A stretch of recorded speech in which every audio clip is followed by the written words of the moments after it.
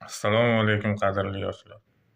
Sizlarni eng yaxshi ko'rgan bayramlaring 30-iyun butun jahon yoshlar kuni bilan chin yuragimdan tabriklayman.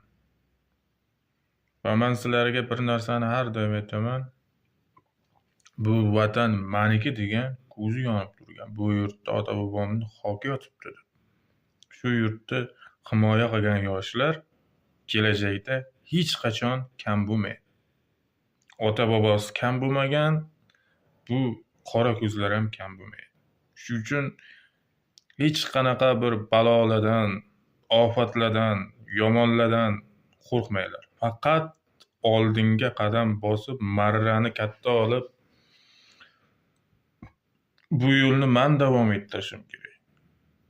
Bu xalqni og'iri ham, yengili ham o'zimniki. Bu xalqni yaxshi kuni ham, yomon kuni ham o'zimniki. Mani ota-bobolarim dunyoni titratgan. Men ham dunyoni titratishim kerak degan bir yuksak milliy g'oya bilan yashagan yoshlarimiz bu bizlarning yoshlarimiz. Shuning uchun sizlar bizlarga har doim qanot bo'lgansizlar. Bu qanotlar osmonda uzoq vaqt va teparoqda uchishi kerak.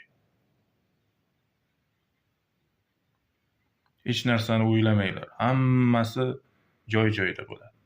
Bayramlaring muborak bo'lsin.